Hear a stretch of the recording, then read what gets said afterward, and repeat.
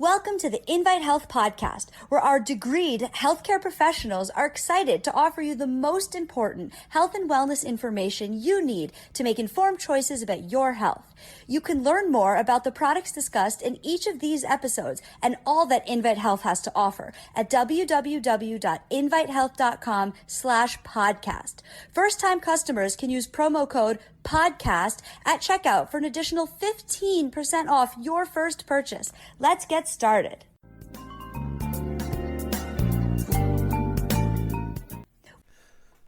If you suffered with chickenpox as a kid, it could come back later in life to haunt you as shingles. Shingles is a very painful skin rash, and its biggest complication is severe, long-lasting nerve pain known as post-herpetic neuralgia, which I can abbreviate to PHN. So shingles is an outbreak of the herpes zoster virus. That's the chickenpox virus. When you had the outbreak of chickenpox as a kid, it was known as varicella zoster. So chickenpox and shingles are caused by the same virus, but given different names at different times. Now, according to research, approximately 99% of adults over the age of 40 have had chickenpox.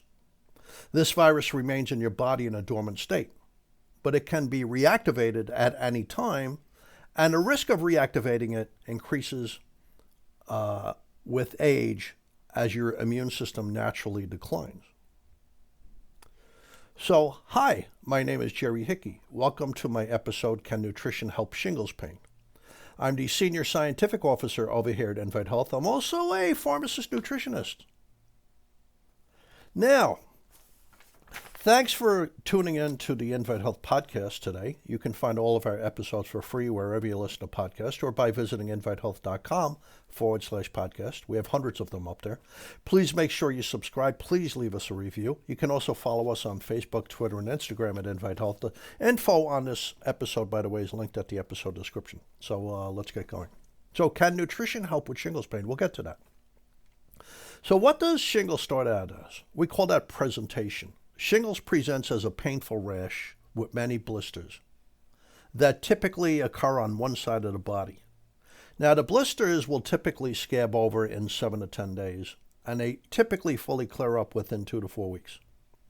Now, in the United States, 1 out of 3 people will eventually develop shingles. That's an estimated yearly rate of 1 million people. Anybody who has had chickenpox is at risk for developing shingles. Later on, I'll tell you some of the medical treatments for shingles, and I'll tell you what increases your risk of an outbreak other than age. So your risk of getting shingles and also having the serious complications like that terrible nerve pain increases as you get older. The most common complication of shingles is that long-term nerve pain. It could be really seriously, dangerously painful. I mean, I've had people contact me who had the pain. They're still suffering with extreme pain 3 months later. In fact, the reason I came out with this episode today is a dear friend of mine came out with an attack of shingles on his scalp. I mean, imagine how painful that is. I mean, you can't even go for a haircut. You can't brush your hair. You can't lie down on your pillow. I mean, it's going to hurt. It's going to hurt. So the PHN, which is the post-herpetic neuralgia, occurs where the rash broke out, where the shingles rash broke out, even after the rash clears up. It can last for months. It can last for years after the rash goes away. For some people, this pain can be extremely severe, even debilitating. I mean, they can't go to work. They can't function. It's severe pain. Now, generally, people only develop shingles once, but it can happen multiple times. I once knew a woman who had a terrible tragedy in her family. She broke out with shingles 3 times. This is before we knew the natural solutions for shingles. This was when I used to run a pharmacy back in the 1980s. So shingles can lead to very long-term complications, debilitating pain that lasts for months or even years. And in rare cases where it breaks out in the head, serious long-term eye or hearing issues can occur. Now, no matter how healthy you feel, your immune system declines with age. Certain things help that, by the way. What helps reverse that? Getting sufficient levels of vitamins and minerals, getting sufficient protein, getting sufficient rest, getting sufficient exercise, eating your vegetables and fresh fruits, but also probiotic bacteria can be helpful.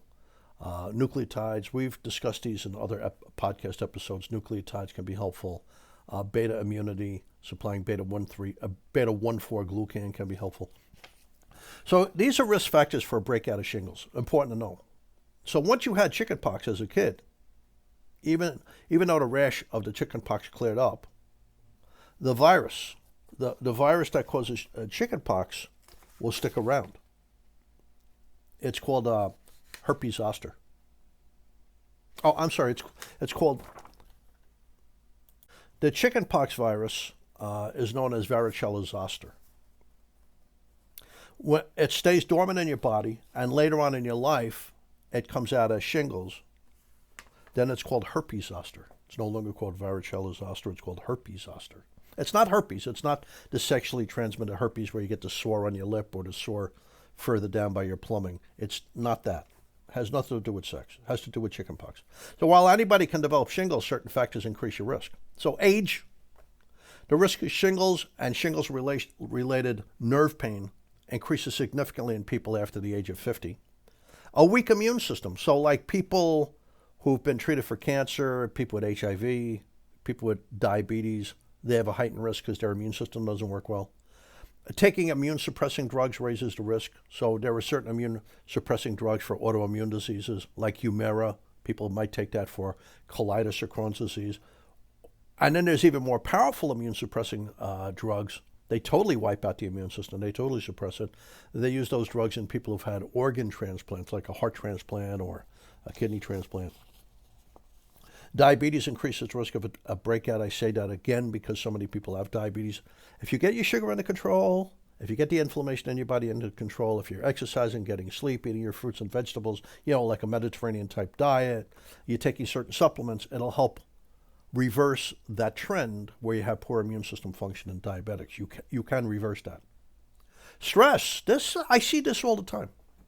People hit their 60s. They're very stressed out for whatever reason. So when you have intense emotional stress, it makes you more vulnerable to a shingles breakout. The stress hormones weaken the immune system, so that could be why. Lack of sleep is also a problem. All these things increase the risk of a breakout. Now,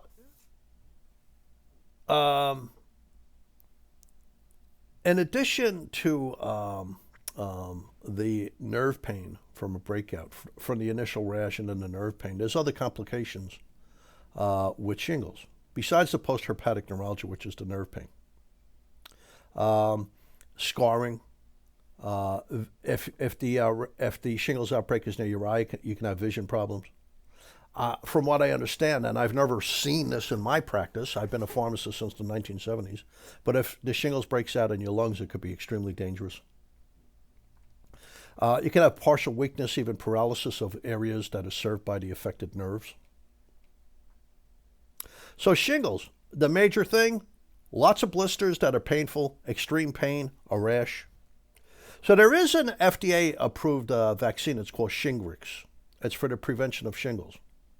It's used in people 50 years and older, 50 years of age and older. The problem with the vaccine is there's a rare incidence of Guillain-Barré syndrome in some people. That's actually scary.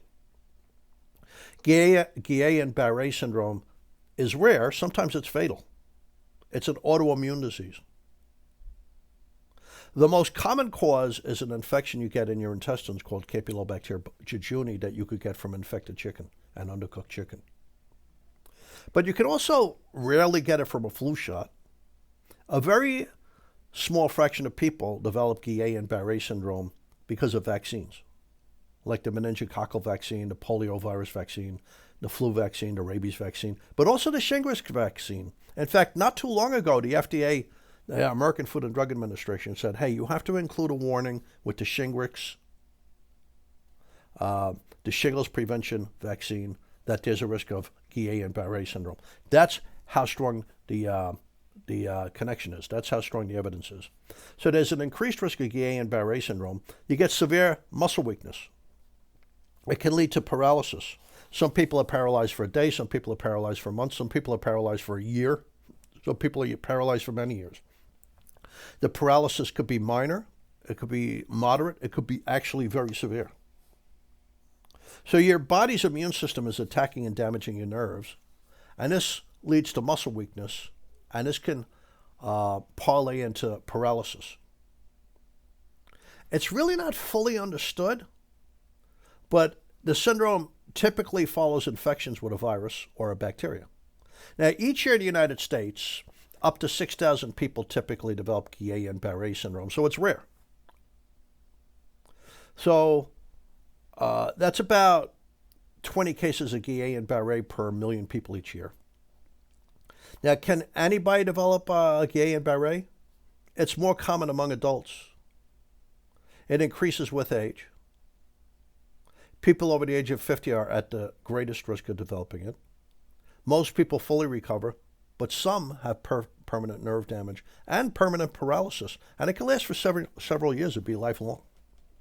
So there's varying degrees of weakness or tingling sensations in the legs and hands, usually in a descending fashion. There's a spread of weakness, abnormal sensations to the upper body. There's, pins and needles, like that prickly feeling, that prickly sensation in the fingers and toes. You have trouble walking upstairs. Your gait is unsteady. That's how you walk. You can't feel textures. You can't feel heat. You get loss of reflexes. There's also, sadly, a difficulty in controlling your bowel and your bladder functions, so you develop incontinence. Now, because your nerves control your movements and body functions, people with Guillain-Barré may experience the following: breathing difficulties. I mean, the weakness of paralysis can actually spread to the diaphragm muscles controlling your breathing. That's a potentially fatal complication. Long-term numbness, heart and blood pressure problems, because it can affect the nerves that control your heartbeat. That's cardiac autonomic neuropathy. Pain, bowel and bladder function problems, we said that. Blood clots. You can wind up with decubitus ulcers, pressure sores, because you can't feel anything. There's a 3% relapse rate. So if you've had Guillain-Barré, about 3% of those people, it comes back and bites them a second time. Now, the recovery from Guillain-Barré, usually within weeks, but 30% of people still have weakness 3 years later. So I have some people telling me, I don't really want to get the Shingrix immunization. I'm more afraid of the Guillain-Barré syndrome than the Shingrix shot. However, putting things in a proper ratio, you're much more likely to get a shingles outbreak than the remote risk of having Guillain-Barré syndrome. But it should still be said. So what's the mortality rate? It's pretty high. Even though Guillain-Barré syndrome is rare, about 6,000 Americans a year, up to 4% of people, 3 to 4% of people with it die. So it's devastating. It's sudden onset. It's devastating. So in a post-marketing observational study, there was an increased risk of Guillain-Barré syndrome during the first 42 days following vaccination with Shingrix. So the FDA evaluated this, and they said, hey, this is real. You would have 6 excess cases of Guillain-Barré syndrome per million people, per million doses. So that's per million people. Well, no, not really. You have to get 2 doses, right? So that's per 500,000 people. That's actually a lot. That's almost like doubling the number of people with Guillain-Barré syndrome. So, interestingly, it didn't follow the second dosage of Shingrix. If you were going to develop Guillain-Barré syndrome, you got it after the first shot of Shingrix. So some people don't want to take it. They don't want to take it. Now, what about the post-herpetic neuralgia? The worst symptom is shingles, the pain. About 20% of people who get shingles develop post-herpetic neuralgia. Severe pain that's long-lasting. So you get a burning sensation, a painful sensation. It becomes sensitive even to temperature changes. Age is the major likelihood of developing that. So how can they treat it? Well, doctors can give creams. I'm not against that at all. Capsaicin cream, which is like a hot pepper cream. It's from the hot chili peppers. Lidocaine patches, that's a local anesthetic. That's pretty safe too. But they might tell them to take Tylenol or Advil or drugs such as codeine or hydrocodone or oxycodone. Watch those drugs. The codeine, the hydrocodone, or the oxycodone are highly addictive. They can make you kind of woozy, so it's dangerous to drive a car. They make you constipated. They also use tricyclic antidepressants. They have a lot of side effects, like amitriptyline, which is Elavil, or imipramine, which is tofranil. They have a lot of side effects. They also use anticonvulsants, drugs that were originally created for epileptic seizures, like carbamazepine, which is Tegretol, or pregabalin, which is Lyrica, or gabapentin, which is Neurontin. Neurontin doesn't really work that well. Lyrica is much better, and I think Tegretol is much better too. But you can help it naturally. So the post-herpetic neuralgia can disappear within 1 or 2 months, or it can last for years. So there are things that help that are natural. My number one go-to supplement for people with nerve pain of any stripe is Alcar with ALA. Alcar with ALA is the go-to supplement. I've used it in scores of people that had nerve pain, or maybe they had chemo.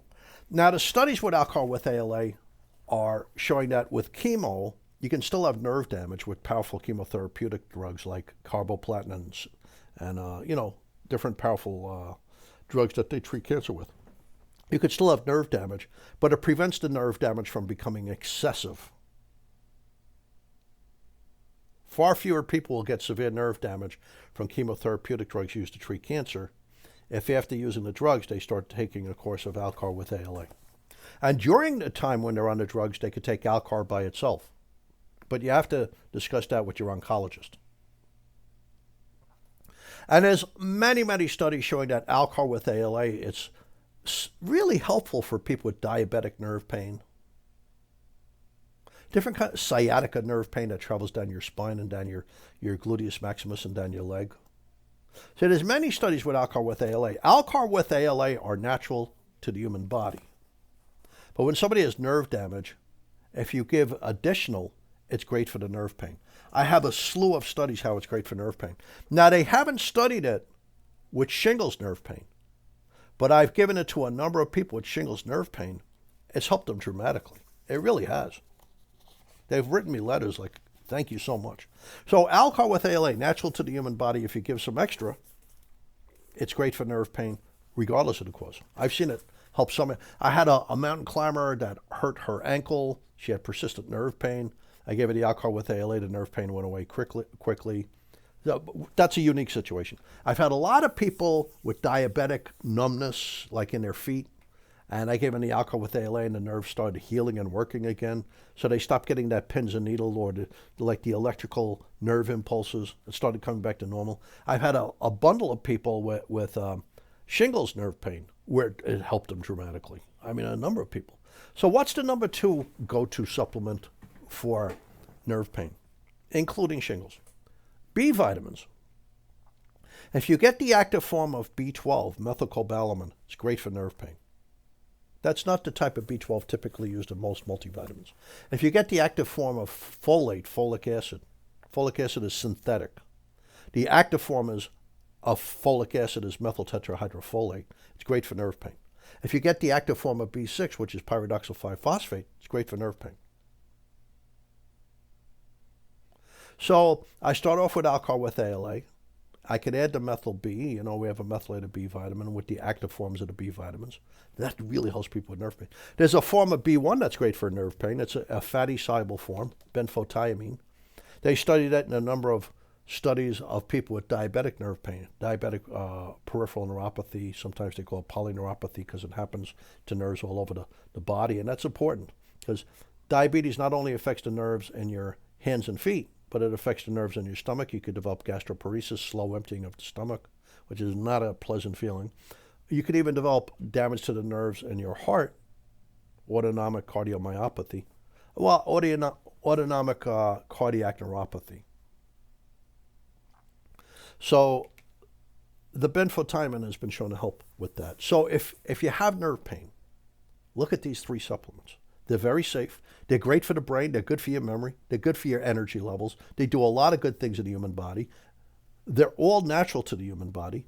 So Alcar with ALA, number 1.